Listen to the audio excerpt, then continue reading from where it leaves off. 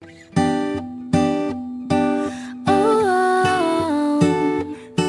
yeah, yeah, yeah.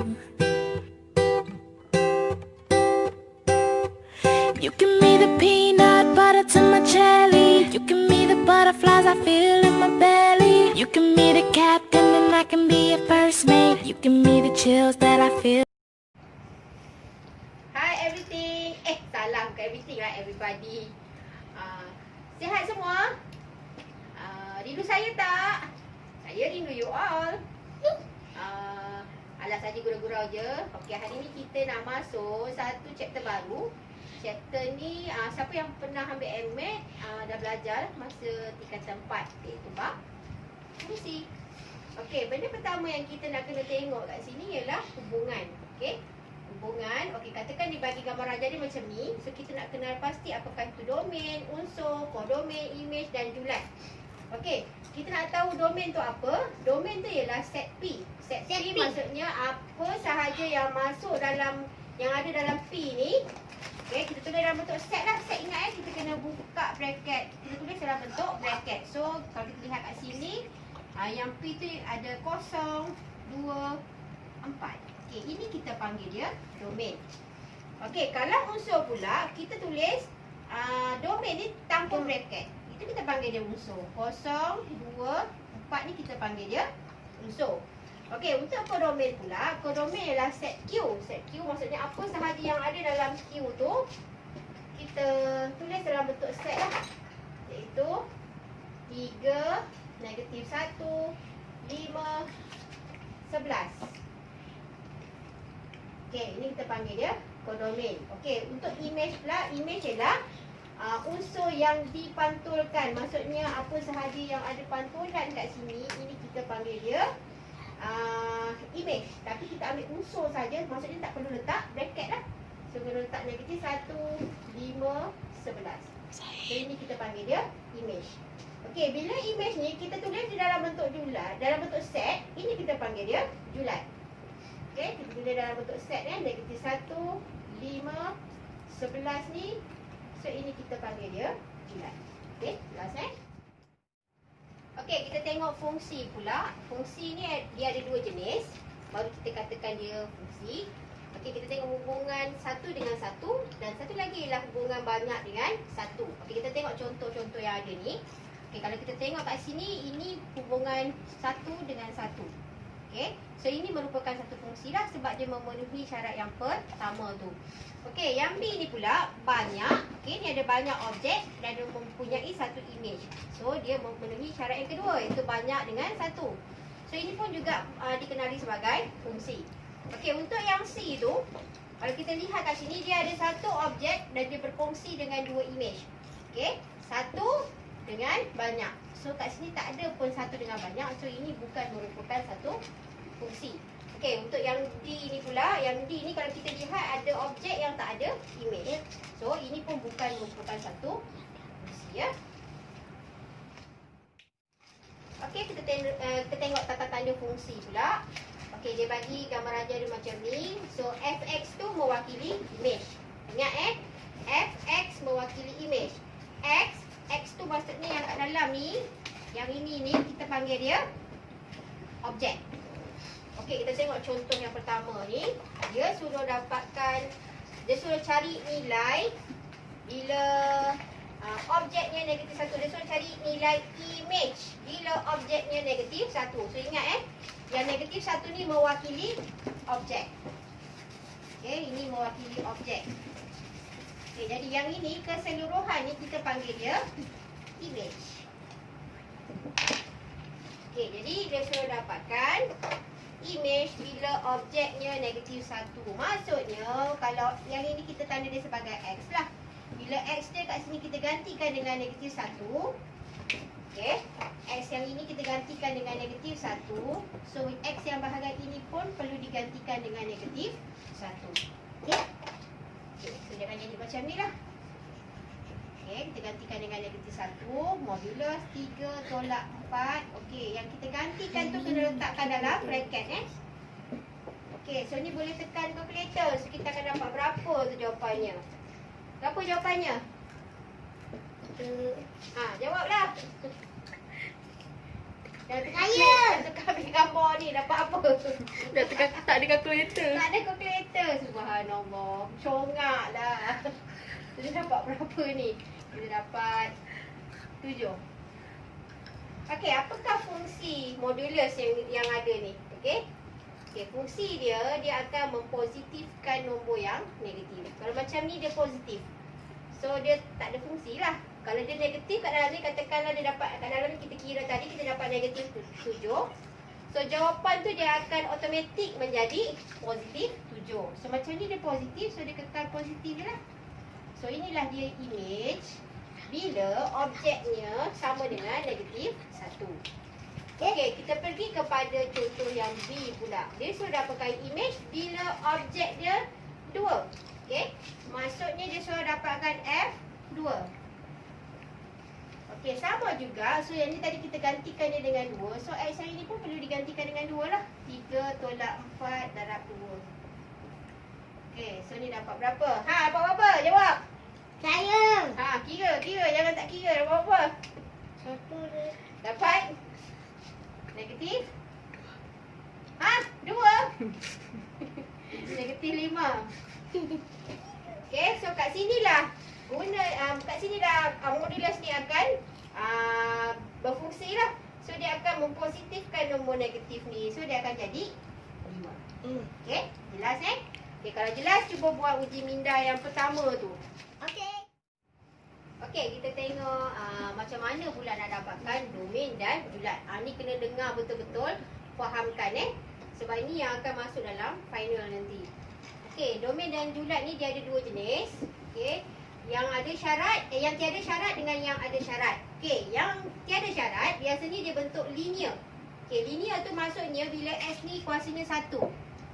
Okey, kalau dia bentuk linear dan kuadratik tu maksudnya S tu dia kuasa 2. Yang ini, dua-dua jenis ni dia tak ada syarat. Dan bila tak ada syarat, cara nak tulisnya yang ini. X element of real number ataupun dalam bahasa Melayunya ialah X adalah ahli kepada nombor nyata. Okey, ni kena hafal syarat-syarat ni. Okey, kita tengok contoh. Contoh yang pertama ni kita fokuskan dulu pada macam mana nak dapatkan domain Okey, nak dapatkan domain. Kalau kita lihat yang ini dia jenis spesies yang ini. Betul tak? Sebab apa? Sebab ni pun dia kuasanya 1. Okey, maksudnya yang ini bila dia spesies sama yang macam ni, maksudnya yang ini dia tak ada syarat. So bila tak ada syarat, cara nak tulis dia, okay, kita nak cari apa ni tadi? Domain So kita akan start dengan domain. Domain apa? Kita tengok fungsi yang dia bagi. Kalau fungsi ni ialah fungsi F, so kita tulis F lah kat sini. Kalau dia kata ni fungsi G, kita kena tulis G. Okey, kemudian buka bracket X slash, wajib tulis X slash. Okey, sebabkan yang ini jenis tak ada syarat, so kita tulis simbol yang ini je. X ahli kepada nombor nyata. Dah siap. Boleh? Okey, kita pergi kepada contoh yang kedua pula. Ni contoh yang kedua ni contoh yang ada syarat. Okey, syarat yang ada syarat yang pertama ni bila persamaan tu dia bagi dalam bentuk pecahan. Okey, kalau dia bagi dalam bentuk pecahan, syaratnya ialah pembawah ni dia tak boleh sama dengan kosong. Okey, kalau kita tengok balik, contohnya kalau kita bahagikan 1 bahagi kosong, apa jawapan dia? So anda boleh cuba tekan kalkulator lah. So bila kita gantikan pembawah ini dengan kosong, bawah ni bila dia jadi kosong, bila kita tekan kalkulator, jawapannya ialah infinity. Ataupun dalam kalkulator dia akan keluar make error lah sebab dia tak boleh nak baca Okey, jadi yang ini yang kita tak nak. Okey, kalau syarat yang kedua pula, bila punca kuasa X ni punca kuasa 2. Okey, kalau dia jenis punca kuasa, syarat dia yang kat dalam ni mesti besar atau sama dengan kosong. Okey, cuba anda tekan kalkulator. Kalau kita tulis punca kuasa negatif 1, maksudnya nilai negatif 1 ni dia kurang daripada kosong. Ini pun nanti dia akan keluar make error ataupun infinity jugalah. Okey, kalau log pula, log dia X dia mesti besar daripada kosong. Okey, so tiga syarat ni wajib hafal, termasuklah dengan yang tiada syarat ni cara nak tulis dia macam mana. Okey, kita tengok contoh yang kedua ni. Okey, log ni setakat ni belum pernah keluar lah lagi dalam final. Yang keluar biasanya 2 jenis ni je. Okey, kita tengok contoh yang kedua ni. Dia bagi kat situ GX sama dengan 1/X. Okey, so dia memenuhi syarat yang ada syarat ni, iaitu pembawah dia tak boleh sama dengan kosong. Okey. So nak dapatkan domain untuk G, X slash ni wajib tulis. Okey, syarat dia kalau dia bentuk pecahan ni, X dia tak boleh sama dengan kosong. So tulis sahaja X tak boleh sama dengan kosong. X yang lain adalah ahli kepada nombor nyata. Jadi senang cerita, benda ni dengan ni wajib tulis. Okey, syarat tu selitkan dekat bahagian tengah-tengah ni. Okey, katakan kalau dia bagi satu lagi contoh. Dia bagi contoh soalannya macam ni. Dia bagi GX sama dengan 1/X tolak 5. So kalau X tolak 5, ingat pembawah ni semua sekali ni dia tak boleh sama dengan kosong. X tolak 5 dia tak boleh sama dengan kosong. Jadi tolak 5 ni pindah sebelah. Okey, disalin balik. Tolak sebelah, pindah sebelah, dia akan jadi positif 5. Dan syarat ni yang kita ambil dan kita selitkan dalam domain tu. Domain G X slash selitkan je ni. X tak boleh sama dengan 5. X ahli kepada nombor nyata. Okey, jelas Okey, kita pergi kepada contoh yang ketiga pula. Contoh yang ketiga ni jenis punca kuasa. Okey, dia jenis yang kedua yang ini, yang ada syarat yang kedua. Okey, syarat ni ialah yang dalam bracket ni, yang dalam punca kuasa ni, okey, yang dalam punca kuasa ni mesti besar atau sama dengan kosong. Okey, saya potong, saya copy, saya paste balik dekat sini 5 tolak X mesti besar atau sama dengan kosong. Okey, ni boleh pindah sebelah lah. Okey, sebab X ni negatif, kita pindah sebelah dia akan jadi positif. Okey, sini 5. Okey, yang ini kita boleh terbalikkan dia. Terbalikkan X kat sini, 5 kat sini dengan syarat X ni dia duduk kat moncong ni kan. So make sure bila kita terbalikkan, X ni mesti kekal duduk kat moncong ni, moncong yang tajam ni. Okey, maksudnya kita kena terbalikkan dia punya tanda tu. Okey, dan cara yang ini kita ambil dan kita letakkan dalam, kita selitkan dalam persamaan. So ni ialah domain H. Okey, domain H X slash X slash ni wajib tulis. Selitkan yang ni je, X kurang atau sama dengan 5. X ahli kepada nombor nyata. Okey, jelas Okay, kalau jelas, cuba buat uji minda. Uji minda 2, tetapi buat yang domain sahaja. Buat semua sekali. AB 1, AB 2, AB 3, AB.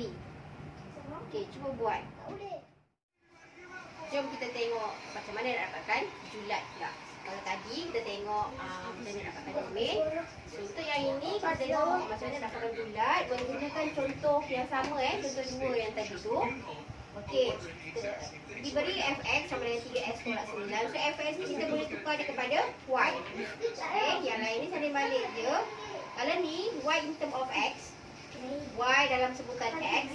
So kita kena ubah dia supaya dia jadi x dalam sebutan y. Bermaksud kita kena pindah yang selain daripada x ni, pindahkan dia pergi ke sebelah sana lah. Kena sortkan dia. Okey, jadi ni tolak 9, pindah sebelah ni akan jadi tambah 9. So sini akan tinggal 3x. Okey, yang ini darab. Ni darab kan? Plus ni darab, pindah sebelah dia akan jadi bahagi. Okey, jadi bahagi. Okay, dia akan jadi y tambah 9 bahagi 3 sama dengan x. Maka x sama dengan y tambah 9 bahagi 3. Okey, kalau kita lihat dekat sini, y ni dia berkuasa 1. So bila dia berkuasa 1, kalau kita ingat balik apa tadi syarat yang saya bagi tahu pada awal kelas tadi tu, kalau dia berkuasa 1, jenis linear, maka dia tak ada syarat lah. Jadi domain untuk f. Okey, kalau domain kita pakai x. Kalau julat kita pakai y. Sama je macam domain juga, cuma kita kasi y je. Y sebab dia tak ada syarat, y ahli kepada nombor nyata. Okey, nombor nyata tu dia macam R tu dia ada 2 garis. R tu dia ada 2 garis macam ni. Ni simbol untuk nombor nyata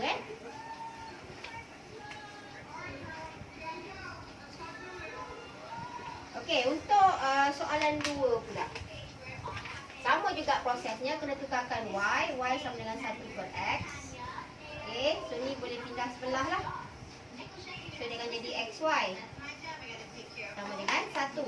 Ingat kita kena tukar X dalam sebutan Y. Jadi Y ni boleh pindah pergi sebelah lah. So dia akan jadi X sama dengan 1 bahagi Y. Okey, yang ini ada syarat. Syarat dia apa kalau pecahan? Kalau pecahan, pembawah dia tidak boleh sama dengan kosong. Okey, jadi kita di fenomen tau. Ni julat Kita cari julat. Okey, jadi ni julat. J for julat lah. Julat untuk G. Okey, sebab dia pakai fungsi G, maka sini G lah. Julat untuk G, Y. Y tak boleh sama dengan kosong. Y asli kepada nombor nyata. Okey, siap. Boleh pergi kepada nombor 3 pula. Okey, nombor 3 ni Y sama dengan punca kuasa 5 tolak X. Punca pindah sebelah dengan jadi kuasa 2. 5 tolak X. Okey, yang ini boleh pindah pergi sebelah lah sebab dia negatif, boleh jadi positif. Okey, so sini tinggal 5. Yang ini boleh pindah pergi sebelah, ni tambah kena sebelah dia akan jadi tolak. Okey, kalau kita lihat kat sini dia berkuasa 2. Kalau berkuasa 2 tadi, boleh semak balik nota yang di awal tadi tu. Okey, yang kuasa 2 ni dia tak ada syarat. Maka